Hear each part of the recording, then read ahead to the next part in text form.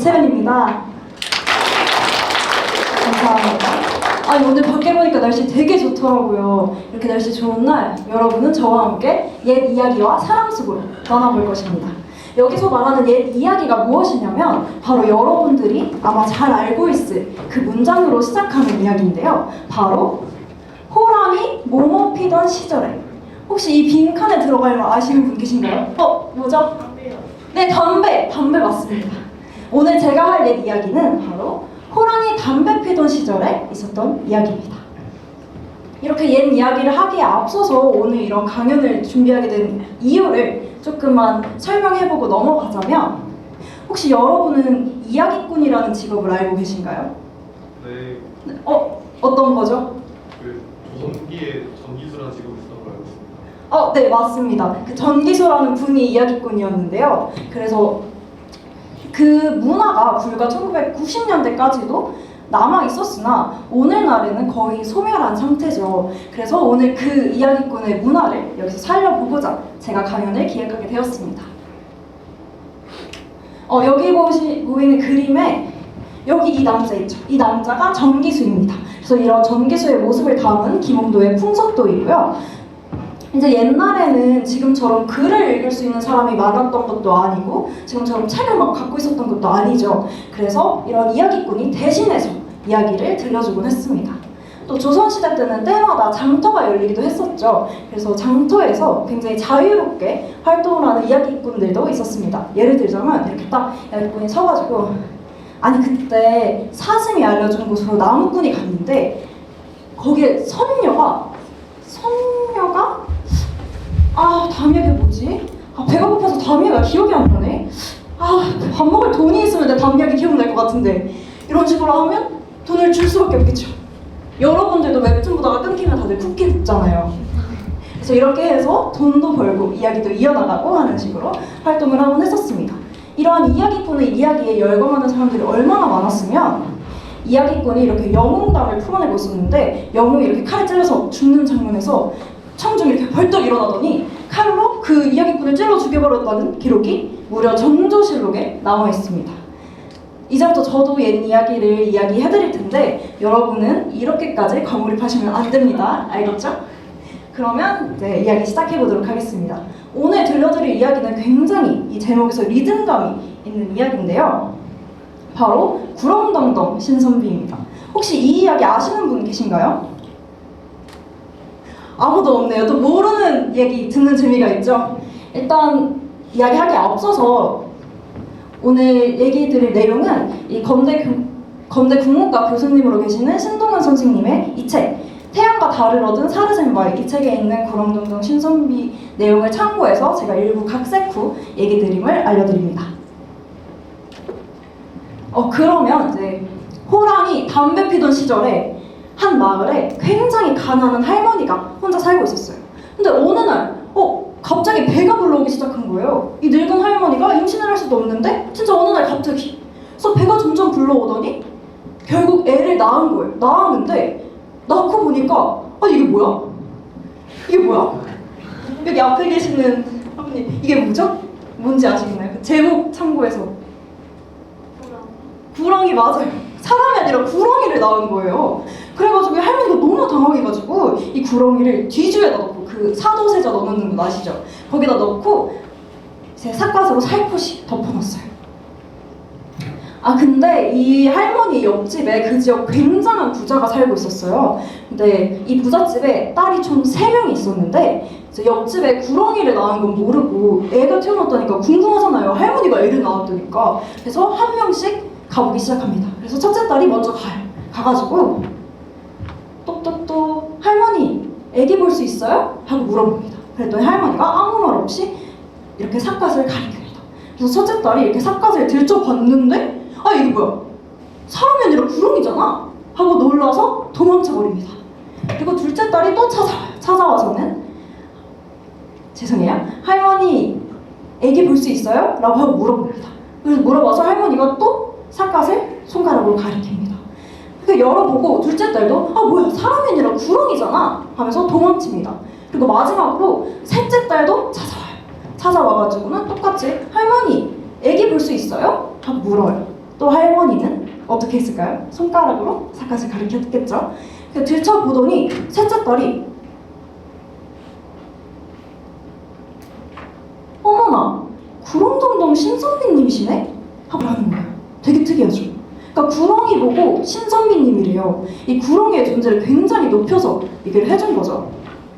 들은 구렁이 돌 발견을 해줬죠. 이렇게 세 딸이 모두 거쳐가고 이제 옛날에는 지금처럼 연애는 필수, 그런데 결혼은 선택 이런 말 없었죠. 무조건 결혼했어야 됐죠. 그래서 구렁이도 좀 큰 다음에 이제 하루는 할머니, 그러니까 자기한테는 엄마죠. 엄마한테 말합니다. 아니 엄마 그 옆집에 아가씨 셋 살잖아. 나도 결혼할 때가 되기도 했고 그 집 딸들이 좀 내 취향이던데 그 집이랑 결혼할 순 없나? 특히 막내딸이 좀 내 취향 이렇게 말했더니 할머니가 아니 너가 사람이 아니라 구렁이인데 어떻게 그 집 딸들이랑 결혼을 해? 라고 하니까 구렁이가 이제는 똥꼬집을 부리기 시작해요. 결혼하게 해줘. 결혼 안 시켜주잖아? 내가 엄마 뱃속으로 다시 들어가 버릴 거야. 라고 해서 결국 할머니가 못 이기고 옆집을 찾아갑니다. 찾아가서 그 부자 있죠? 그 아버지한테 우리 아들이 그 집 따님이랑 결혼하고 싶다는데 이렇게 시켜주실 수 있습니까? 물어봐요. 그래서 이 부자가 자기 딸들한테 일단 물어봅니다. 물어보기에 앞서서 저기 분홍색 모자 쓰신 분 여기 구렁이 보이시죠? 구렁이가 결혼해달래요. 하실 겁니까? 아니죠. 저도 못해요. 구렁이랑 결혼을 하라니. 그래서 당연히 첫째 딸도 아니 구렁이랑 결혼을 어떻게 해요? 라고 해서 거절합니다. 둘째 딸도 아니 결혼은 사람이랑 하는 거지 구렁이랑 결혼 어떻게 합니까? 해서 거절합니다. 그래서 마지막으로 아버지가 막내딸한테 물어봅니다. 얘야 그 옆집 구렁이랑 결혼할 테냐? 라고 했더니 막내딸 굉장히 특이해요. 무려 당연하죠. 구렁동동 신선미님이신걸요? 라고 말을 하는 거예요. 그래서 결국 막내딸과 구렁이는 결혼을 하게 됩니다. 그래서 뒤에서 사람들이 야 구렁이랑 결혼하면 돼 뭐 이렇게 속삭이는데도 묵묵히 결혼을 해요. 그러니까 결혼을 하고 그날 밤 이제 막내딸 그러니까 새색시가 떠준 목욕물로 구렁이가 목욕을 하게 됩니다. 근데 이제 딱 물에 들어가니까 주변에 안개가 막 자욱하게 끼더니 구렁이 탈을 벗고 웬 남자가 걸어 나오는 거예요. 근데 이 남자의 외모가 진짜 말도 안 돼요. 뭐 차은우 울고 갑니다. 잘생긴 배우들 좀만 더 소환해볼까요? 파묘 이런 걸로 지금 흥행을 이어나가고 있는 이도현? 이도현도 눈물 흘리고 갑니다. 맨날 대학생들이랑 그 밸런스 게임 당하는 송강? 송강도 눈물 흘려요. 그 정도로 엄청나게 잘생긴 사내가 나온 거예요. 나오더니 이 사내가 구렁이 허물을 이렇게 건네주면서 이렇게 말해요. 내가 전생에 지은 죄가 많아서 구렁이로 태어나게 됐어. 그런데 당신이 손을 내밀어준 덕분에 내가 이 허물을 벗을 수 있었어. 하면서 이 허물을 꼭 잘 보관해주고 이게 내가 지금까지 살아온 시간이야 라고 말을 해요. 그래서 막내딸은 이거를 잘 보관해주기로 약속을 하고 둘은 예쁜 신혼생활을 즐깁니다.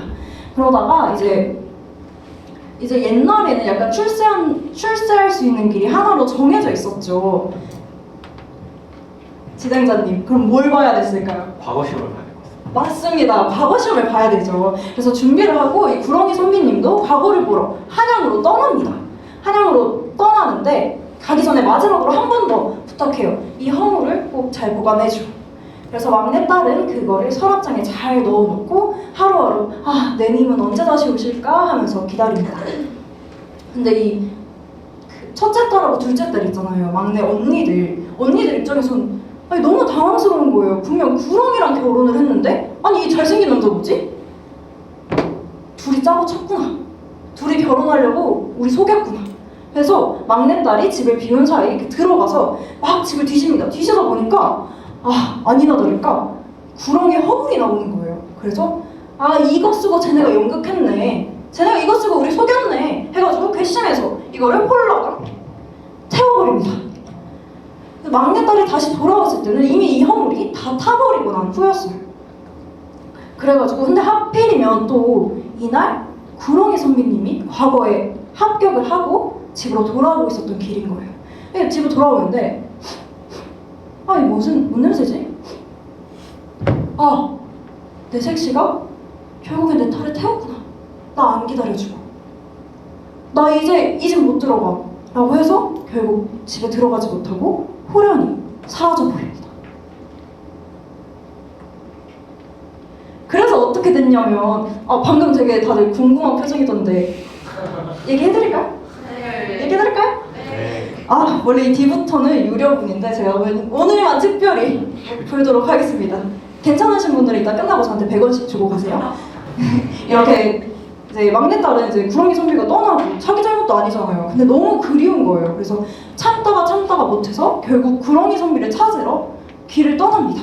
무작정 떠나서 막 걷다 보니까 되게 넓은 논이 나오는 거예요. 근데 그 논을 농부 한 명이 혼자서 이렇게 막 일하고 있어요. 일하고 있어서 막내딸이 다가가서 물어봅니다. 구렁덩덩 신선비님 못 보셨나요? 라고 했더니 농부가 막 일을 하면서 뭐? 구렁이? 그 여기 있는 풀 있지? 풀 다 뽑아주면 내가 얘기해줄게 이러는 거예요. 그래서 막내딸이 어떻게 했겠어요? 풀을 뽑기 시작합니다. 근데 막내딸 부잣집 딸이었잖아요. 얼마나 곱게 자랐겠어요. 근데도 땀을 뻘뻘 흘려가면서 결국 풀을 다 뽑아냅니다. 그랬더니 이 농부가 고생했어. 저기 저 고개 보이지? 저 고개 넘어가면 까치가 있을 거야. 그 까치한테 물어봐 라고 하는 거예요. 그래서 막내딸은 또 땀 뻘뻘 흘려서 고개를 넘어갑니다. 그래서 고개를 넘어갔더니 진짜로 까치가 있는 거예요. 그래서 그 까치한테 물어봅니다. 구렁덩덩 신선비님 못 보셨나요? 라고 했더니 까치가 그거? 내 새끼들 먹을 벌레 잡아다 주면 내가 말해줄게 이러는 거예요. 그래서 막내딸이 징그러 하면서도 벌레를 징그러 하면서도 다 잡아서 건네줍니다.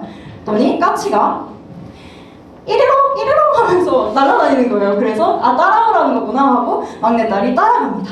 따라갔더니 이번에는 웬 커다란 온달샘이 나오는 거예요. 거기에 머리가 새하얀 호백발의 할머니가 빨래를 하고 있어요. 빨래를 막 하고 있길래 막내딸이 또 물어봤겠죠. 혹시 한번 다 같이 읽어주시겠습니까? 하나, 둘. 구렁덩덩 신선비님 못 보셨나요? 감사합니다. 그랬더니 할머니가 빨래를 막 하면서 구렁이 선비?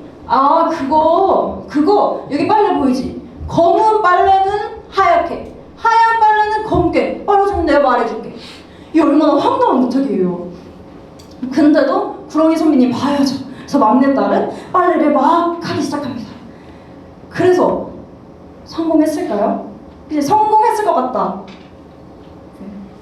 성공했을 것 같다. 혹시 그러면 난 실패했을 것 같다.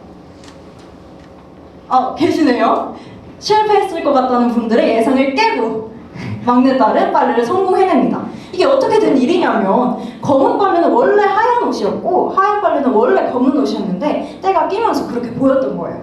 그래서 막내딸이 이렇게 빨래를 해냈더니 할머니가 뭔가 이렇게 꺼내서 온달샘 위에 올려놓는데 그게 복주개입니다. 그러더니 이걸 타래요. 그래서 막내딸이 탔어요. 그랬더니 이게 흘러가는 게 느껴지는데 이게 점점 세지는 거예요. 그래서 막 눈앞이 핑핑 돌아요. 어지러워. 여기 어디지? 하다가 딱 멈춥니다.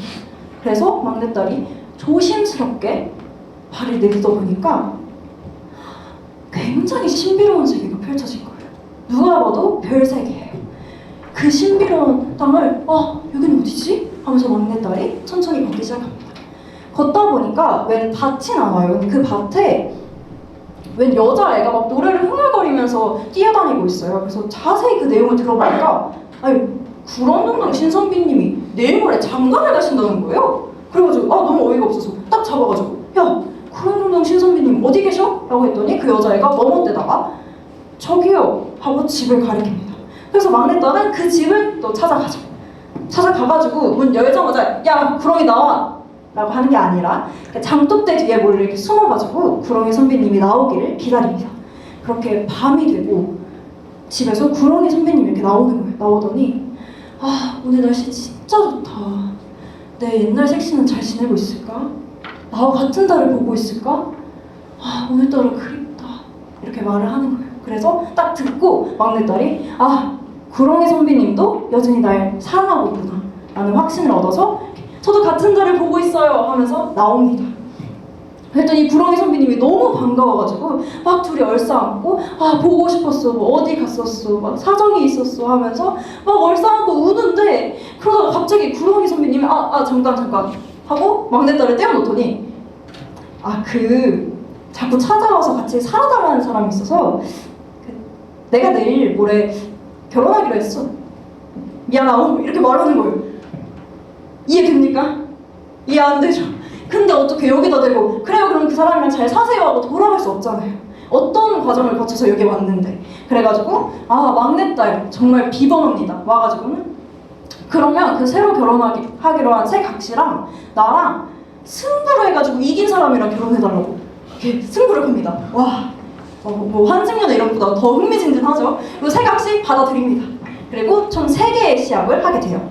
첫 번째 시합은 우물에서 물을 길어오는 굉장히 간단한 시합이었어요. 일단 여기서 그 구렁이 선비랑 새로 결혼하기로 한 사람을 새 각시라고 칭할게요. 근데 양동이가 이렇게 2개가 있는 거예요. 근데 새 각시가 더 빨라가지고 머리에 이기 편한 가벼운 양동이를 쟁취합니다.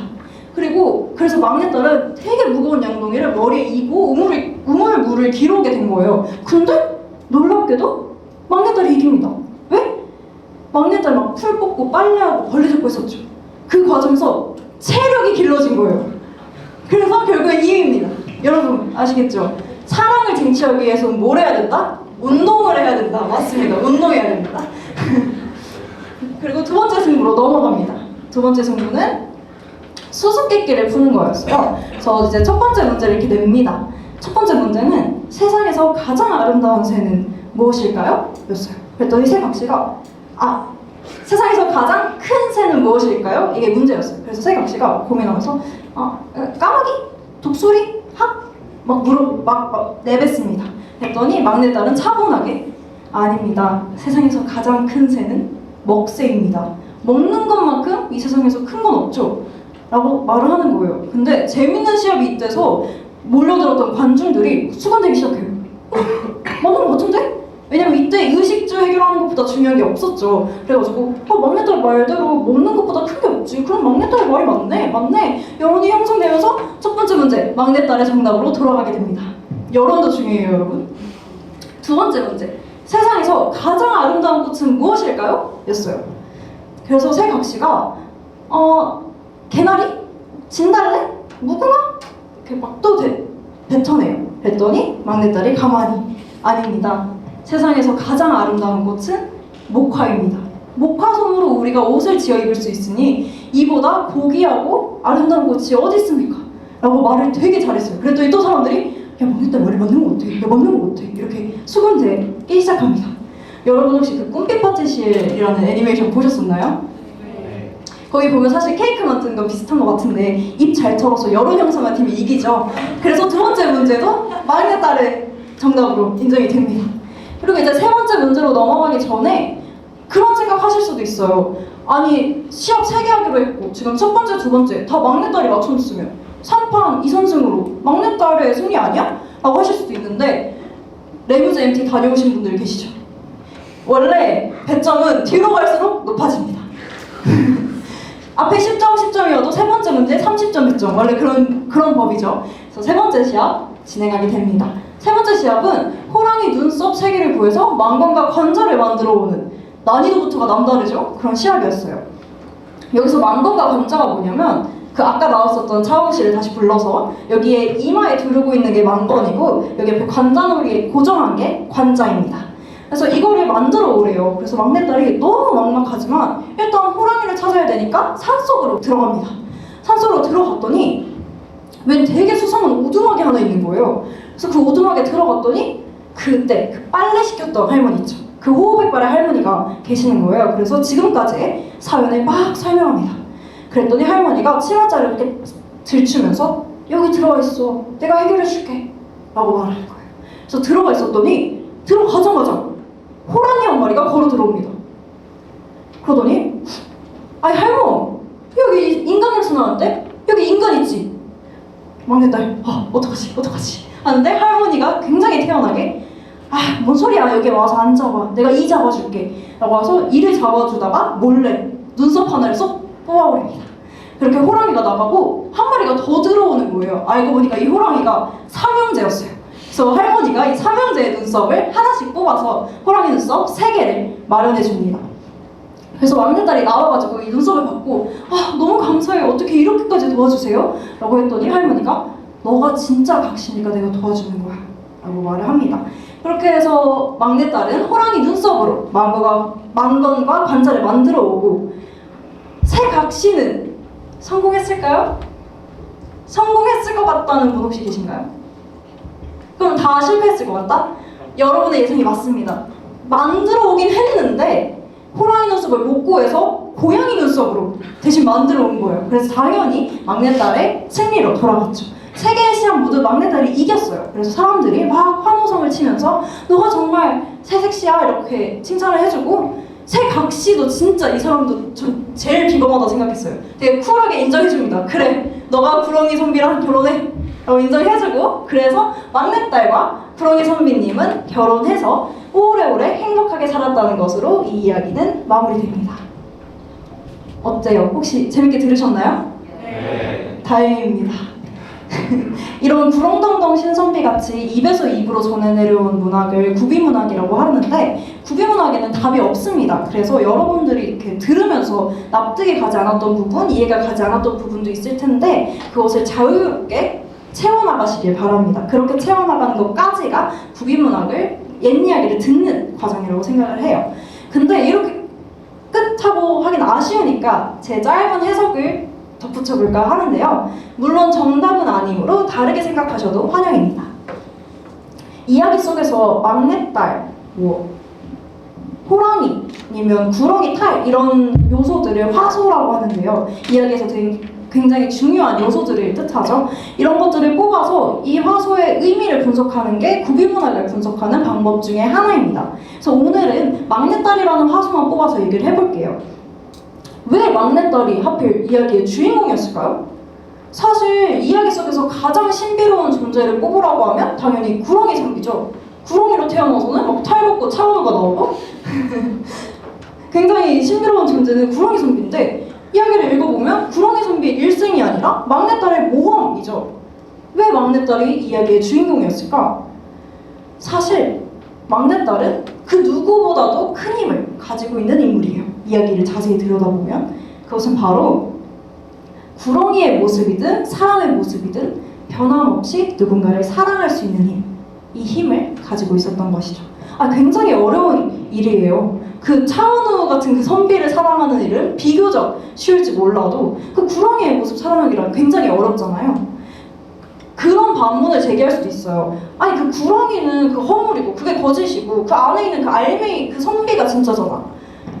저는 그렇게 생각하지 않습니다.